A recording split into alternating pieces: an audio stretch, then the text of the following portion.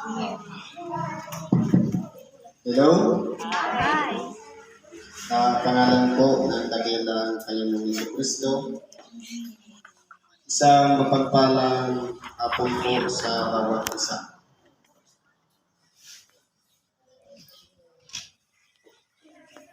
Dito po tayo sa pagpapatuloy ng gawain sa makatuwid bagay ang pakikibahagi ng tinatawag na salita ng Diyos. Siguro po marami na tayong natutunan sa mga napakinggan nating aral, sa mga nauna na nagpahayag dito sa unahan. Pero muli natin sasariwain, basahin at bibigyan ng buhay at hayaan natin ang kaloob ng Espiritu Santo ang magtalakay sa pamamagitan ng ating mga limitadong pag-iisip. Ang Diyos po ang magkakaloob ng kapangyarihan upang ang mga aral na ating binabasa ito'y napapalawak at madali pong nauunawaan. Sabi po sa unang aralin, sa unang sulat ni Apostol Pedro, Kapitulo 4, versikulo 7 hanggang sa 11. Ngunit, ang wakas ng lahat ng mga bagay ay malapit na. Kayo nga'y mga pakahinahon at mga puyat sa panalangin. Kung pag-aralan po natin, sinulat ito ni Apostol Pedro halos mahigit 2,000 taon na nakalipas. Pero, ang sabi niya, ang wakas ng panahon malapit na. Ibig sabihin, yung 2,000 taon,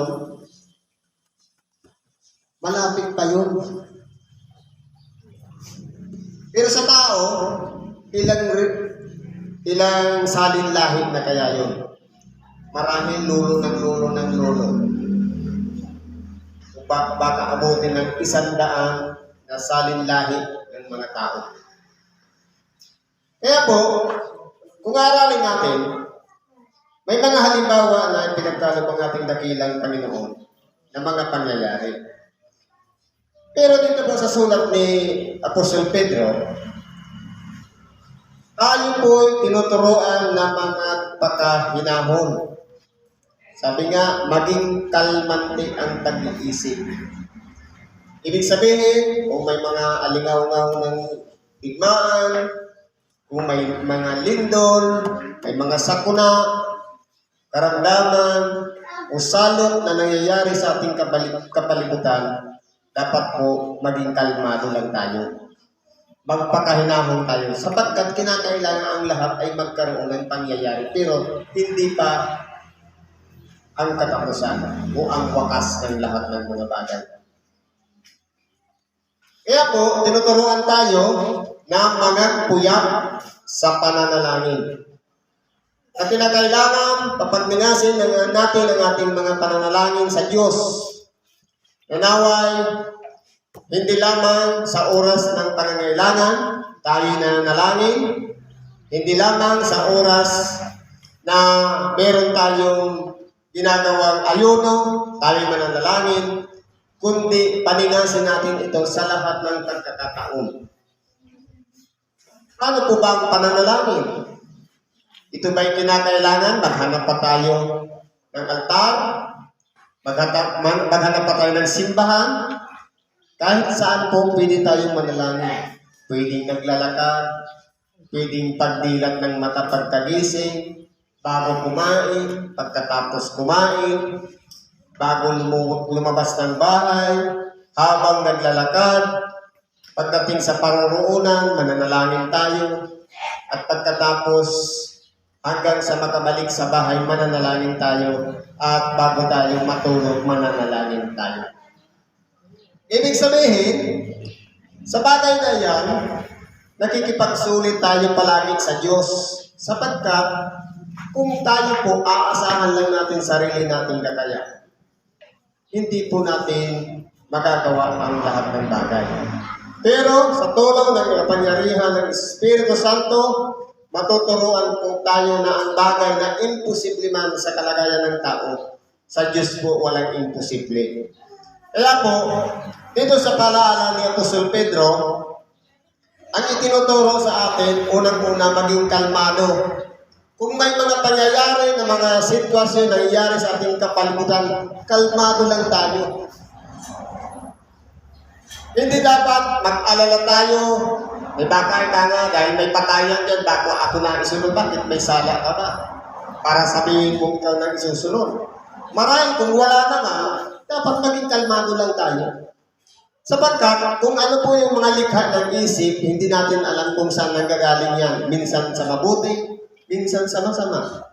Kaya nga, pagka minsan, kung ano yung nagiging bulalas ng ating bibig nangyayari. Halimbawa, naambunan lang ang pumasok sa isip para kung lalagnatin. Talagang lalagnatin ka talaga dahil hiningi mo eh. Panalangin yan eh. Pero kung kukontrahin mo, na huwag sanang mangyari sa akin na ako'y lagdating. Panalangin din po yun. Kaya po, mag-ingat ang bawat isa sa atin sa bulalas ng ating bibig. Sabi nga, kung ano bukang bibig, siyang laman ng bibig, nandito yan nanggagaling ang lahat ng ating sinasabi. Kaya po, ang gawin natin yung panalangin na kapag-pakinabang.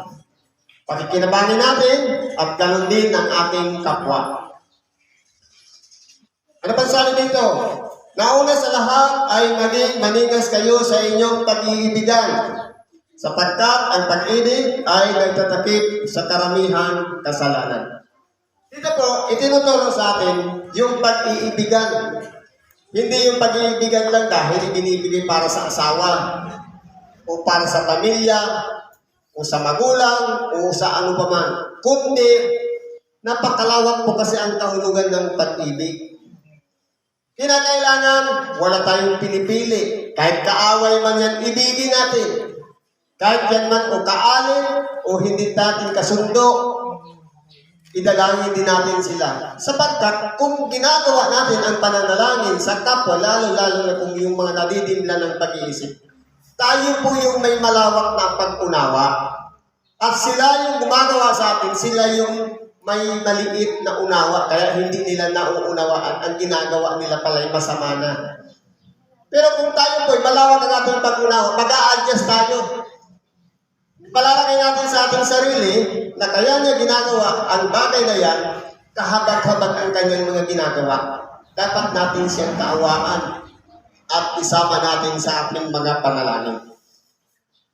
Hindi yung sinasabi, narinig ninyo ikangay noong una, ibigin ninyo ang inyong mga kaibigan at ang mga kaalit ko pag hindi nyo babatiin. Ngunit ngayon sinasabi ko sa inyo, ibigin ninyo ang inyong mga kaaway at idalangin ang sa inyo yung nagsisiusig. Kaya po, sa bagay na yan, malaki po ang magagawa ng pananalangin at malaki rin po ang magagawa ng pag-ibig na ipinapakita natin sa ating kapwa. Dapat po, sa pag-ibig, wala pong pinipili. Sapagkat wala namang pong ikahihigit ang ating sarili sa kapwa para tuyain natin ang ating kapwa, para libakin, para maliitin. Kundi tayong lahat ay pantay-pantay sa paningin ng Diyos.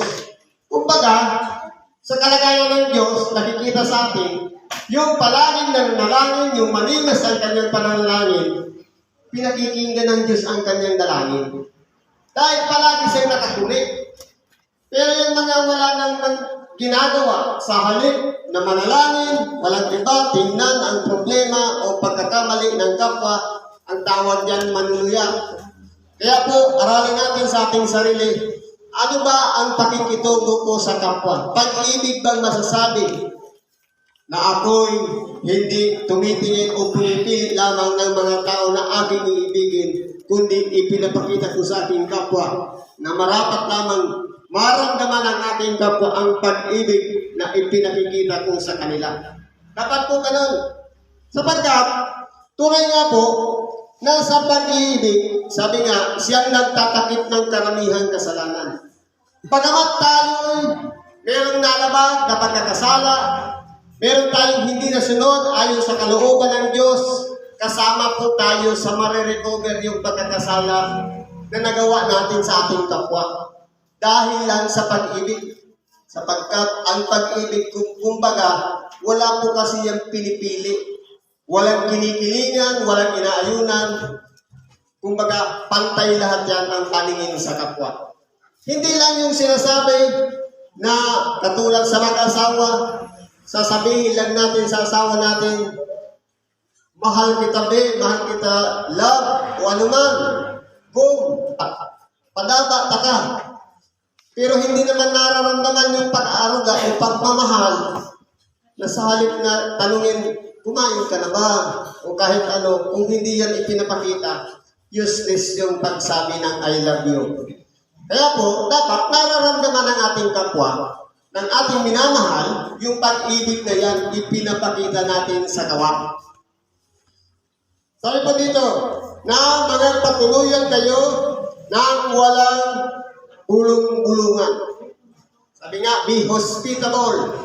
Sabi nga, kung ano man ang bagay na pangangailangan ng kapwa, huwag nating ipagkait ang anumang bagay na kahit kapiraso na maihahandog natin sa kanila para maibsan ang kabigatan ng kanilang problema man yan o pangangailangan. Kaya po, ibig sabihin nito, dapat po, hindi po tayo namimili. Natisyo ika nga, baka magnanakaw yan, hindi ko siya patutuloyin, ibaka ika nga kung yan nagmamanman sa ating bahay, dapat po alisin natin yan sa pag-iisip natin. Sapagkat kung yan ang iniisip natin, marahil yun ang mangyayari. Kaya po, ang pagpapatuloy sa kapwa, laking bagay na hindi natin namamalayan. Sabi nga, baka nakapagpatuloy na tayo ng isang anghel sa ating tahanan. Kaya po, sa bagay na ito, kapag tayo po ay nagtanggap ng isang tao sa ating tahanan, o may pinupkup man tayo, o isang tao na nangangailangan ng habag at tulong, pinapasok natin sa ating tahanan, dapat po, sa oras na ginawa natin yan, at pagkatapos umalis na yung tao, dapat po, kumbaga, hindi tayo nagkakaroon ng tinatawag na pagbubulong-bulungan. Na para bang nagre-reklamo. Ano ba naman kasi yun? Bakit pa pumunta din dito na nasira tuloy yung budget ko? Dapat po hindi ganon. Kundi, hindi pag-ibig na masasabi yung pagkupkup. Dahil, kung pag-ibig yun, dapat walang bulong-bulungan na mangyayari pagkatapos. Dapat kayo nagpasalamat dahil may malaki siyang nagawang kabutihan sa kapwa. Hindi dahil nasira yung budget, kaya ng problema na tuloy. Kundi, sabi dito, sa sinulat ni Apostol Pedro, mga patuluyan kayo ng walang bulong-bulungan. Sabi-sabi ko, dahil nagbungurog-gurog.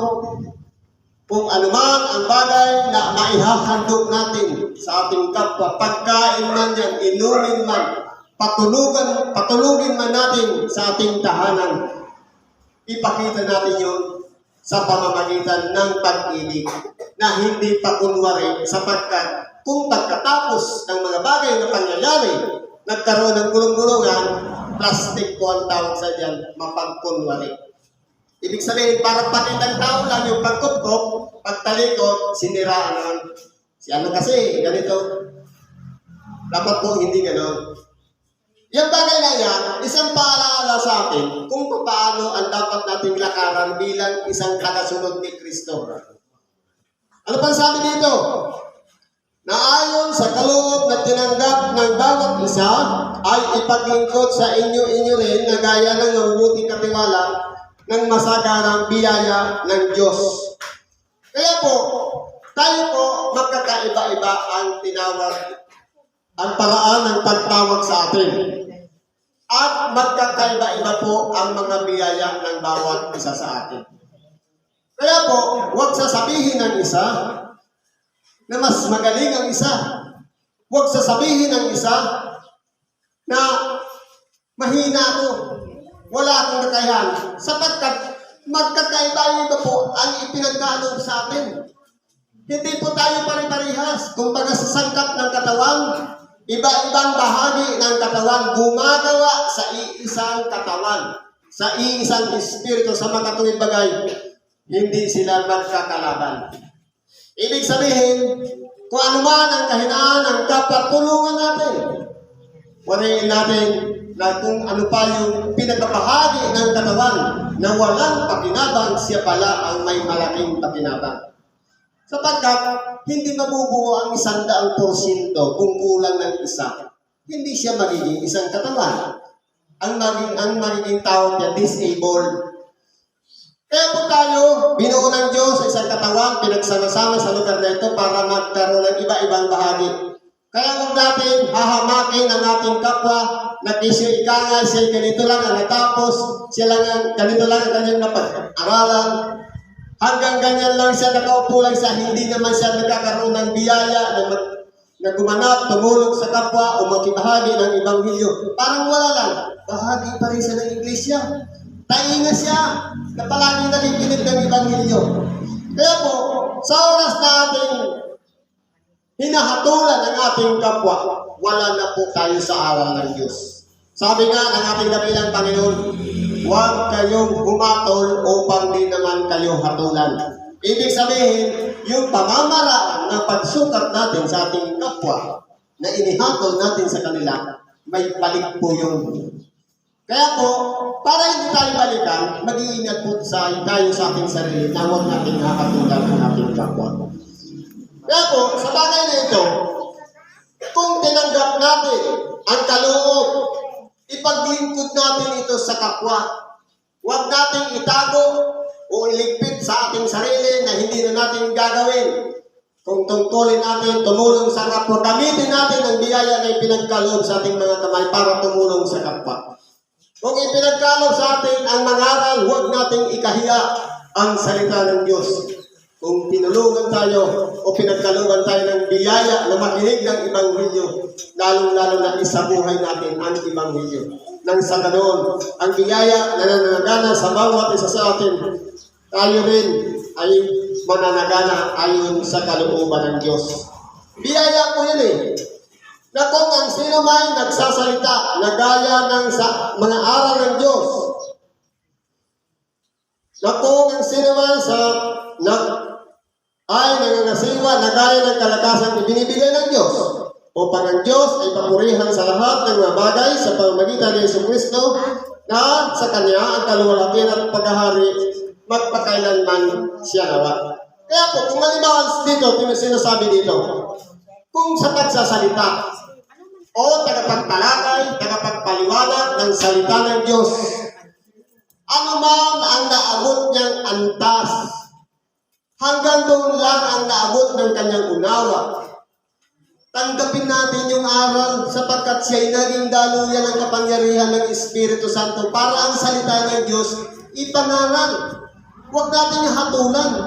Sapagkat pagkaminsan, yung may malawak ng pangunawa, hindi man siya nagsalita na humatol, ayaw namang makinig ng Ebanghelyo.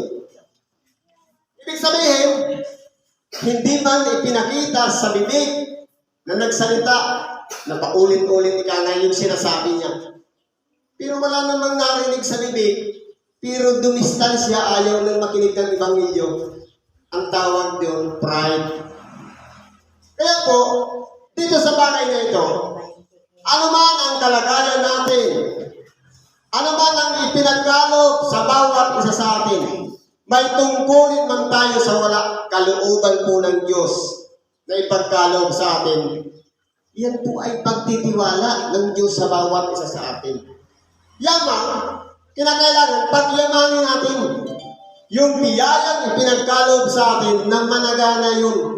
Kung sa pangangasiwa, dapat pangasiwaan natin ang tupa na ayon sa kalooban ng Diyos. Sabi nga, hindi pangasiwaan ninyo ang tupa na hindi sa, sabi dito sa itas natin, pangalagaan ninyo ang kawan ng Diyos na nasa inyo na magsigamit kayo ng pagpupuno. Ibig sabihin, anuman ang kakulangan o mga diferensya na ginagawa ng ating kawan o ng ating kapwa, tayo po yung taga-sort, taga-puno. Halimbawa, hindi niya naabot ang ganito, tutulungan natin. Sabi dito, hindi sa pilitan. Na kumbaga, hindi nga niya kaya, ba't pa natin pipilitin?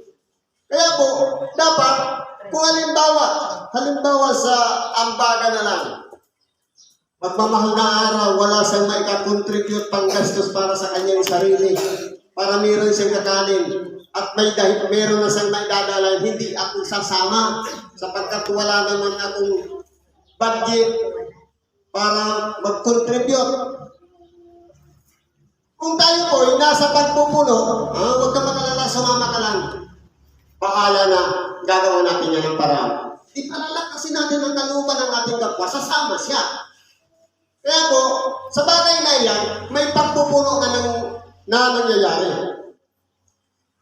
Kundi, may kasaya na ayon sa kalooban ng Diyos. Kaya po, kung kalooban ng Diyos, na dapat mabuo tayo sa darating na mahal na araw, napakasarap po pakinggan na hindi tayo nagkulang upang ang isa sa atin ay malagas o mawala sa samahan. Kundi tayo sama-sama na magsasakripisyo. Tayo po ay pagkahanda natin ang ating sarili sa pamamagitan ng pag-aayuno na kahit wala man tayong budget, wala man tayong maipagka-contribute, pero inihanda natin ang ating sarili na magtatagumpay tayo sa misyon na ito. Kaya po, sa bagay na yan, tinuturuan tayo dito ni Apostol Pedro na maging handa sa bawat isa sa atin na kinakailangan kung tayo man ay nasa pangangaral ng salita ng Diyos o sa pangangasiwa man na ibinibigay ng Diyos, kinakailangan sama-sama nating papurihan ang Diyos sa pangalan ni Hesus Kristo, sapagkat ang lahat ng bagay ay ibinabalik natin sa Kanya, ang kapurihan, ang karangalan, at ang paghahari magpakailanman. Kaya po, sa bagay na ito, kung aralin natin, mga daluyan lang tayo ng kapangyarihan. Tayo lang yung kawat ng kuryente, na kapag walang kuryente, walang halaga. Ibig sabihin, kinakailangan lang yung kapangyarihan ng Diyos sa pamamagitan natin, maipamalas natin sa ating kapwa. Kaya nga may mga taong gumagaling dahil tayo yung wire, yung kawad ng kuryente, dumadali yung kapangyarihan ng Diyos.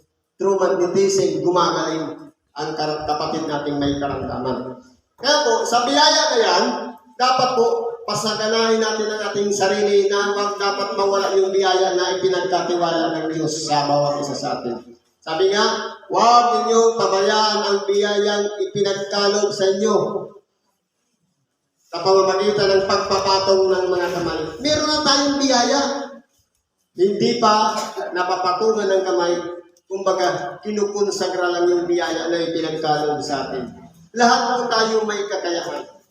Lahat po tayo ay may pakinabang sa harapan ng Diyos. Kaya ganapin natin ang ayon sa kalooban at tayo po ay mananagana sa bawat kaloob na ipinagkaloob sa atin. Ibig sabihin, sa lahat ng ating mga pagpapagal, may reward po tayong tatanggapin sa Diyos. Kaya gawin lang natin ang paglilingkod at pagsunod sa kalooban ng Diyos at tatanggap naman tayo ng pagpapala sa pamamagitan ng ating dakilang Panginoong Hesus Kristo. Siguro hanggang dito na lang pakikipahagi natin sa oras na ito. Pagpalaan tayo ng Diyos, ano man ang karaingan, kailangan natin ipagkalooban ng Diyos sa pangalan ni Kristo Jesus. Salamat at isang magandang hapon sa atin lahat.